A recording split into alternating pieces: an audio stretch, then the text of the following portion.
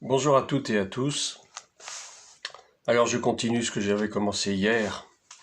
Donc ce sera la 4e partie intitulée Qui est l'Antéchrist et d'où vient-il? Je vais commencer par vous lire ce passage de 2 Thessaloniciens, chapitre 2, à partir du premier verset jusqu'au verset 9. 2 Thessaloniciens, chapitre 2, à partir du premier verset. Pour ce qui concerne l'avènement de notre Seigneur Jésus-Christ et notre réunion avec lui, nous vous prions, frères, de ne pas vous laisser facilement ébranler dans votre bon sens et de ne pas vous laisser troubler, soit par quelque inspiration, soit par quelques paroles ou par quelques lettres qu'on dirait venir de nous, comme si le jour du Seigneur était déjà là. Que personne ne vous séduise d'aucune manière, car il faut que l'apostasie soit arrivée auparavant, et qu'on ait vu paraître l'homme du péché, le fils de la perdition. L'adversaire qui s'élève au-dessus de tout ce qu'on appelle Dieu ou de ce qu'on adore, jusqu'à s'asseoir dans le temple de Dieu, se proclamant lui-même Dieu. Ne vous souvenez-vous pas que je vous disais ces choses lorsque j'étais encore chez vous? Et maintenant vous savez ce qui le retient, afin qu'il ne paraisse qu'en son temps. Car le mystère de l'iniquité agit déjà, il faut seulement que celui qui le retient encore ait disparu. Et alors paraîtra l'impie que le Seigneur Jésus détruira par le souffle de sa bouche et qu'il anéantira par l'éclat de son avènement. L'apparition de cet impie se fera par la puissance de Satan, avec toutes sortes de miracles, de signes et de prodiges mensongers, et avec toutes les séductions de l'iniquité pour ceux qui périssent, parce qu'ils n'ont pas reçu l'amour de la vérité pour être sauvés. Aussi Dieu leur envoie une puissance d'égarement pour qu'ils croient au mensonge, afin que tous ceux qui n'ont pas cru à la vérité, mais qui ont pris plaisir à l'injustice, soient condamnés.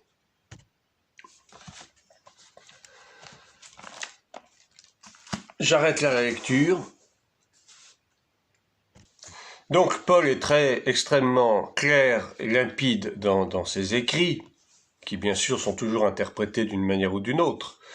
Il y a quand même 2 points qu'il faut que nous retenions, c'est que d'une part, il faut que l'apostasie soit arrivée, et elle est déjà là, on peut le dire. L'Église est en pleine apostasie, l'Église prêche absolument du n'importe quoi, l'Église ne dit rien devant ce qui se passe dans le monde en ce moment, l'Église a fermé sa bouche d'une manière définitive et assez honteuse.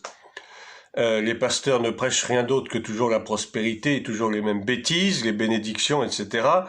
Et ne font rien pour engager les fidèles à se repentir, parce que les temps sont de plus en plus mauvais. Nous voyons que les choses s'annoncent chaque jour davantage un peu plus. Mais enfin, l'Église a pris le parti de ne rien dire, de se taire, et que qui sera, sera, et puis on verra bien demain ce qui se passera. Donc l'apostasie est déjà là. Et deuxièmement, il faut que l'on voit apparaître l'homme impie, l'homme du péché, celui que la Bible appelle l'antéchrist ou l'antichrist. Anté parce qu'il vient avant Christ, Christ qui reviendra à la fin de la tribulation pour la bataille d'Armageddon et pour instituer son royaume millénaire, et antichrist parce que il est clair que cet homme sera contre Christ. Il va vouloir prendre l'apparence du Messie, du Mashiach qui est tant attendu par les Juifs, et du Mahdi qui est attendu par une grande partie des musulmans, pas tous, sauf les coranistes, effectivement, qui ne croient pas aux hadiths, et qui pour eux, il n'est pas question d'un Messie quelconque. Mais le Mahdi, c'est ce Messie eschatologique qui est attendu par une assez grande faction de musulmans. Donc cet homme, qui passera pour un homme de paix, qui passera pour quelqu'un qui va venir libérer le monde de toutes ces avanies, de toutes les guerres, etc., va se révéler dans les 3 premières années et demie de la tribulation comme étant effectivement un homme il va quand même essayer de conquérir une grande partie du monde pour le mettre à sa botte. Effectivement, le monde sera divisé en 10 nations particulières, 10 biorégions, si vous voulez. J'en avais déjà parlé dans les précédentes vidéos. Ce qui ne veut pas dire que le monde entier, globalement, sera sous la domination de l'Antichrist, mais une grande partie du monde. Il y aura des nations qui vont résister à l'autorité de l'Antéchrist, et celui-ci va, par tous les moyens possibles, essayer de les vaincre, essayer de leur faire entendre raison, pour qu'ils puissent se ranger également à ses côtés. Donc cet homme va passer pour un homme de paix. Pas plus tard qu'hier, donc le 17 septembre, a eu lieu à la Maison-Blanche, donc à Washington, un accord historique entre les Émirats, Bahreïn et Israël sous l'égide du président Donald Trump.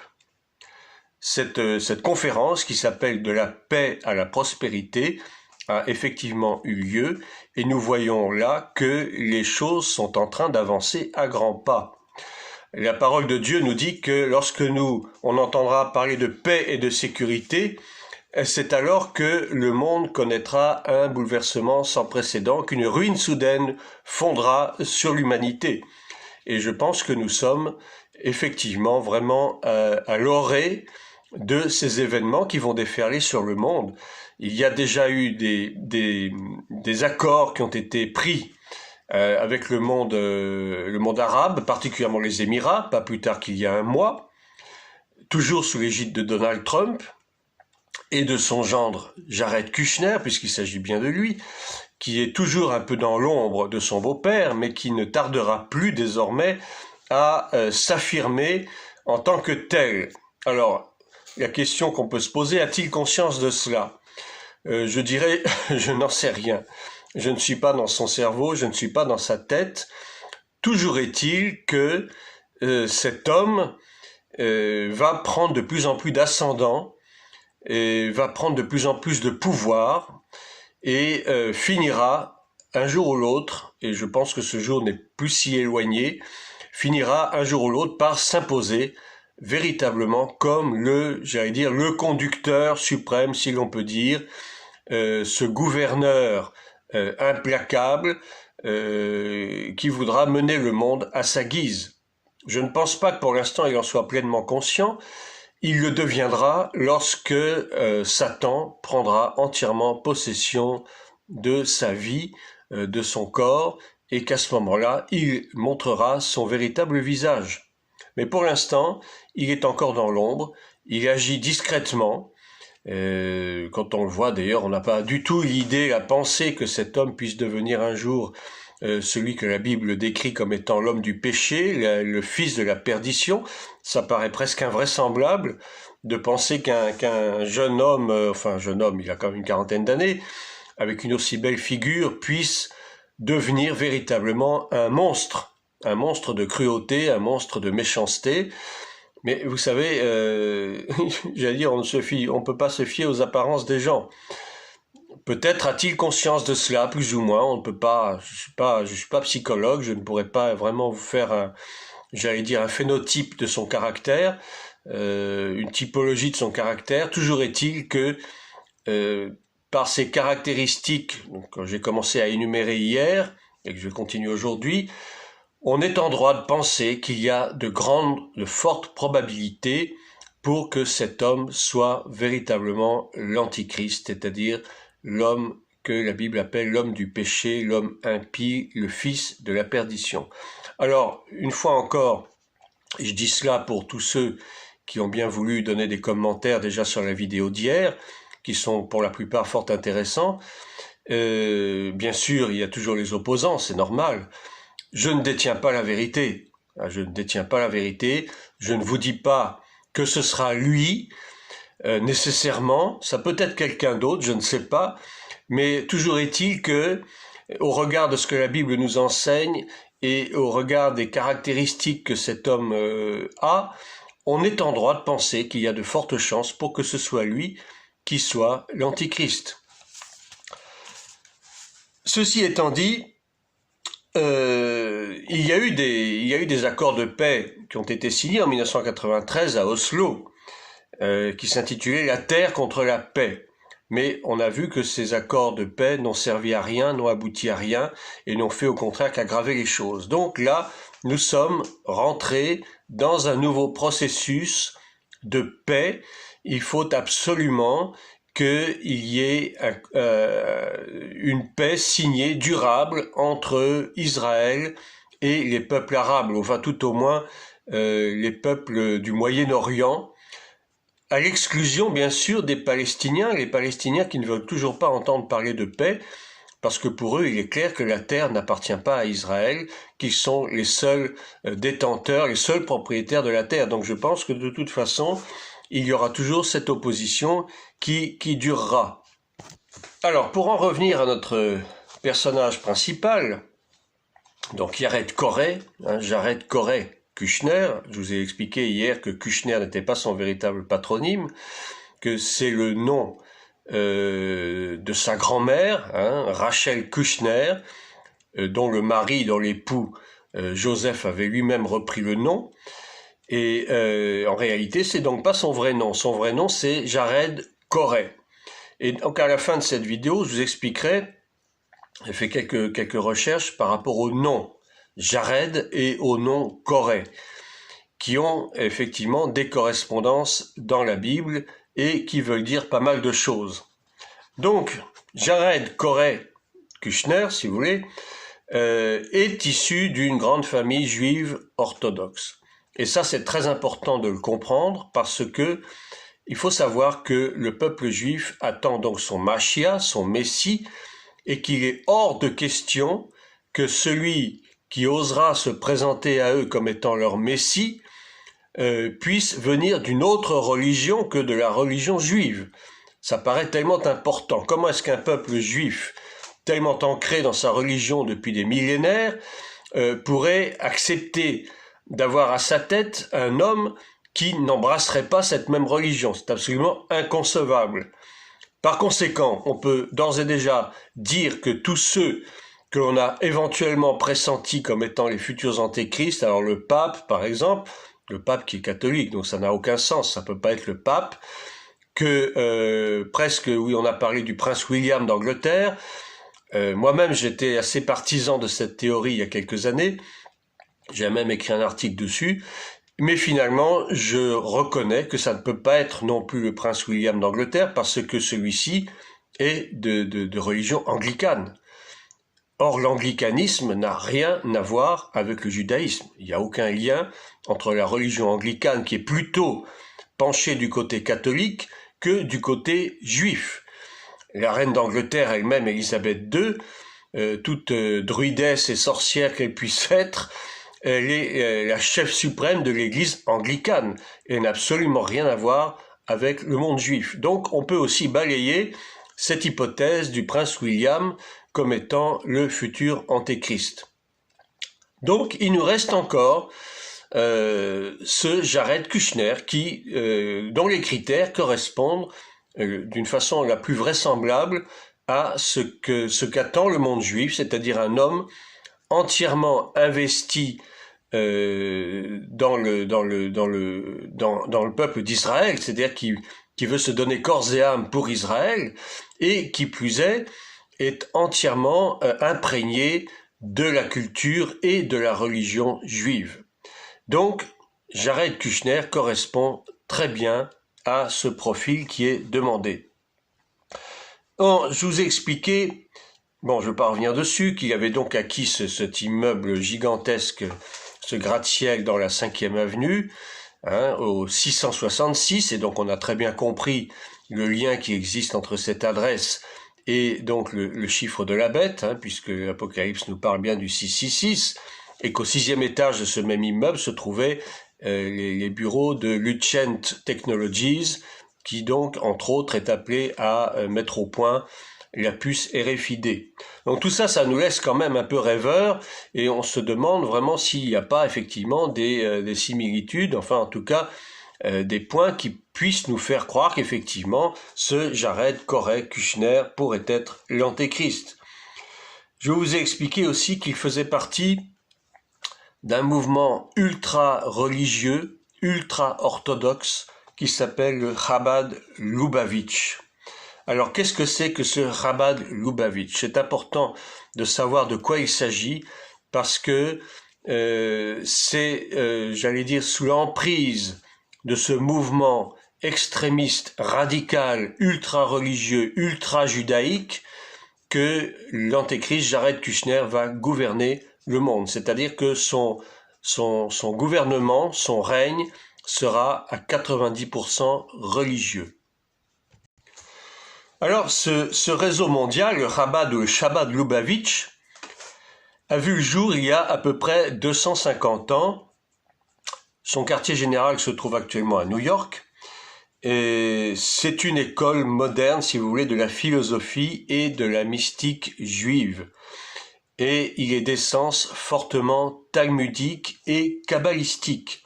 Il dirige des programmes d'études et même des programmes sociaux pour les membres du Congrès américain. En mars 1991, le Chabad Lubavitch, en collaboration avec l'ancien président George Bush Senior, avait établi l'observance d'une journée de l'éducation aux États-Unis pour que le monde, je cite, pour que le monde revienne aux valeurs morales et éthiques contenues dans les 7 lois noachiques. Les 7 lois noachiques. On va voir ce que c'est que ces 7 lois noachiques.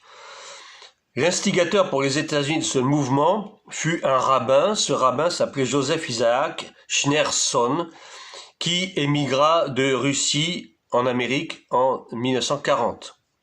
Le premier rabbin connu dans l'histoire de ce mouvement fut le rabbin Schneur Zalman de Liadi, qui a vécu entre 1745 et 1812.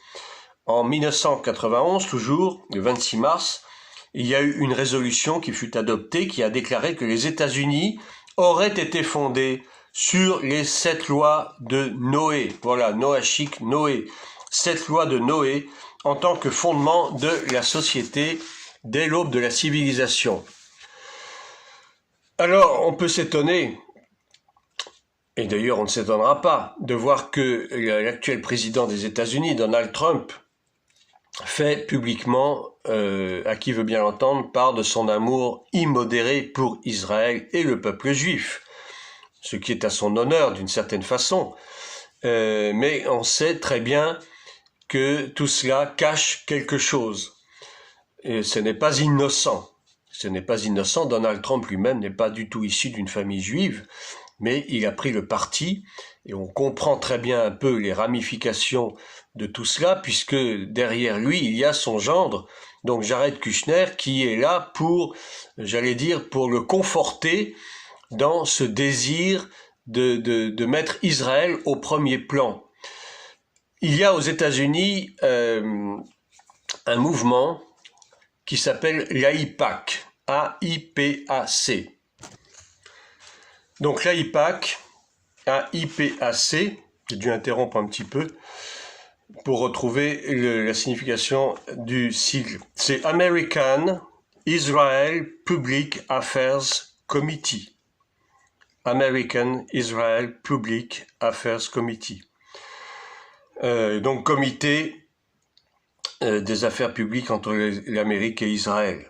Alors c'est un lobby qui a été créé en 1963, qui a son siège aux États-Unis, et comme tous les lobbies, et particulièrement les lobbies juifs, israéliens, eh bien, juifs et israéliens, c'est pas tout à fait pareil, mais enfin, je veux dire, lobbies juifs qui ont une influence extrêmement importante sur la politique américaine.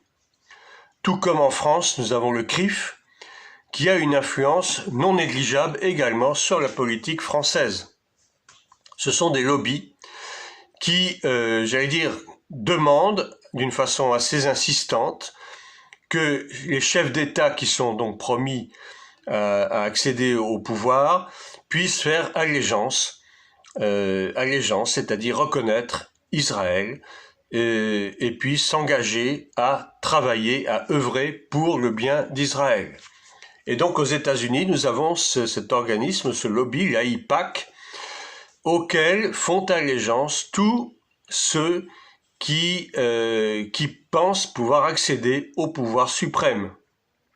Et donc Donald Trump, comme tous ses prédécesseurs, a fait allégeance à l'AIPAC. C'est pour vous dire que le lobby juif, le lobby israélite, a une très forte influence sur la politique internationale.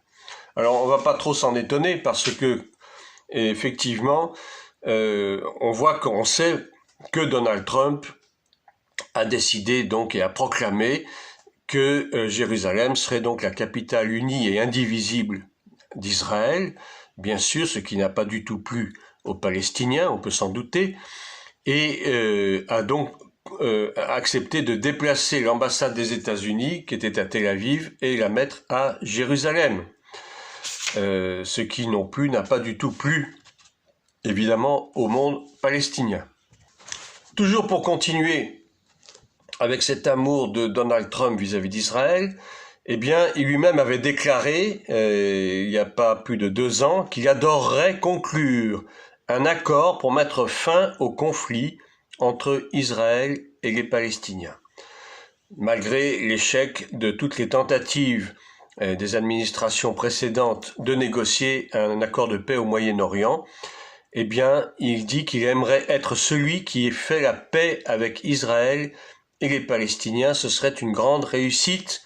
Il avait déclaré cela dans une interview accordée au New York Times, et il avait même ajouté ceci, qu'il souhaitait associer son gendre, Jared Kushner, pour finaliser cet accord, et même qu'il en soit le principal signataire. C'est très intéressant, c'est très important, ça aussi, ça nous permet d'apporter de l'eau à notre moulin. Daniel 9, 27 dit ceci, il fera, alors il c'est qui? Bien sûr c'est l'antéchrist, l'homme du péché, il fera une solide alliance avec plusieurs pour une semaine. Une semaine, c'est une semaine d'année, c'est-à-dire 7 ans. Et durant la moitié de la semaine, c'est-à-dire 3 ans et demi, il fera cesser le sacrifice et l'offrande. Le dévastateur commettra les choses les plus abominables jusqu'à ce que la ruine et ce qui a été résolu fondent sur le dévastateur. Alors, il fera une solide alliance. D'autres traductions disent que il confirmera une alliance. Et c'est la traduction qui est à mon avis la plus exacte parce qu'elle vient directement de l'araméen, langue dans laquelle le Nouveau Testament a été écrit. Il confirmera une alliance, ce qui veut dire que une alliance aura déjà été engagée. Entre qui et qui? Eh bien précisément entre le peuple d'Israël, entre Israël et les peuples arabes, en tout cas les peuples arabo-musulmans. Et cette alliance donc sera confirmée par l'antéchrist lui-même. Mais bien entendu, cette alliance ne durera pas, elle ne durera que 3 ans et demi, parce que dans la deuxième partie de la grande tribulation, qui dure, je vous le rappelle, 7 ans, la deuxième partie qui sera la plus dure, la plus impitoyable, ce sera la deuxième partie, donc 3 ans et demi qui suivront, eh bien, il reniera cette alliance, en quelque sorte, il la bafouera, il la foulera aux pieds, et il fera cesser les sacrifices et l'offrande dans le temple, qui au préalable aura été reconstruit, on parle bien de la reconstruction du 3e temple. Cette reconstruction se fera à l'initiative donc de cet homme, et les sacrifices d'animaux, la prêtrise reprendront cours. Mais au bout de 3 ans et demi, il fera cesser subitement tout cela, il bafouera tout cela, il reniera tout cela, et lui-même s'assiera dans le temple pour se proclamer Dieu. Et ceci est confirmé donc par ce que dit l'apôtre Paul en 2 Thessaloniciens 2, que je vous ai lu tout à l'heure. Alors, à la lumière de ces quelques observations et de tous ces événements de traités de paix, d'accords qui sont en cours et qui sont en cours de signature, et pour certains qui sont signés, il y en aura d'autres certainement, eh bien, on peut être quand même de plus en plus enclin à penser que Jared Kushner pourrait effectivement bien être l'homme de la situation, si je puis dire. Bon, pour revenir maintenant au Chabad Lubavitch, au Rabat de Lubavitch, pourquoi je vous en parle? Parce que, comme je vous ai dit précédemment, c'est sous l'égide de ce mouvement ultra-religieux, ultra-orthodoxe, que l'Antéchrist va gouverner. Ce sera un gouvernement essentiellement religieux, et même je peux vous dire qu'il travaillera également en collaboration avec le mouvement le plus radical de l'islam. Non, l'islam ne va pas disparaître, ne croyez pas cela. Beaucoup disent que oui, l'islam va disparaître, les musulmans vont disparaître, c'est pas vrai du tout. L'islam continuera d'exister, continuera à faire des ravages, et l'Antéchrist se servira même de cette branche radicale de l'islam comme bras armé en quelque sorte. Il y aura donc une alliance qui va se faire entre Ismaël et Isaac. Comme je vous l'ai dit hier, d'ennemis d'hier, ils vont devenir amis aujourd'hui. Alors quelles sont ces doctrines du Shabbat, du Rabat Lubavitch? C'est un nom qui vient de Chokma, Bina et Da'at. Ce sont des noms hébreux qui signifient sagesse, intelligence et connaissance. Ce sont des doctrines qui sont entièrement imprégnées de la Kabbale juive. Vous savez que la Kabbale, c'est tout ce qui touche à la mystique juive. Et donc, et la gnose, la gnose, c'est-à-dire la réflexion, la philosophie, etc., qui n'a rien à voir avec le monde spirituel divin. Il y a eu une femme qui s'appelait Elena Petrovna Blavatsky qui a dit que la Kabbale remontait jusqu'à l'ancienne Égypte, ce qui est vrai pour partie. Et elle a même déclaré dans un ouvrage qui s'appelle Theosophical Glossary, le kabbaliste est un étudiant de la science secrète. Alors je ne vais pas trop insister là-dessus, mais il faut savoir tout de même que le Rabat Lubavitch est essentiellement basé sur de la mystique, sur du mysticisme, et que ça n'a absolument rien de spirituel au sens divin du terme. Alors quelles sont ces 7 lois noachiques, ces 7 lois qui soi-disant ont été communiquées par Dieu à Noé après donc le déluge? Et je terminerai cette partie de vidéo avec cela. Alors, voici 7 commandements. Le premier, c'est établir des tribunaux, c'est-à-dire une justice civile. Ensuite, deuxièmement, prohiber le blasphème. Troisièmement, abandonner toute forme d'idolâtrie. Quatrièmement, prohibition de l'inceste, ainsi que de l'adultère et des autres délits sexuels. Cinquièmement, prohibition du meurtre. Sixièmement, prohibition du vol. Et enfin, septième loi, défense de manger de la chair arrachée d'un animal vivant et toute forme de cruauté sous toutes ces formes qui sont bannies. Et lorsqu'on lit le Talmud, eh bien le Talmud établit également la punition suprême pour la désobéissance à n'importe laquelle de cette loi. Et ça, on le retrouve dans le Sanhédrin 57a du Talmud, qui dit ceci: un élément additionnel de la plus grande sévérité veut que la violation de n'importe quelle de cette loi assujettisse à la peine capitale par décapitation. Vous m'avez bien entendu. C'est-à-dire celui qui sera pris en faute, qui aura transgressé une de ces 7 lois, sera puni de la peine de mort. La guillotine, la décapitation, tout ce que vous voulez.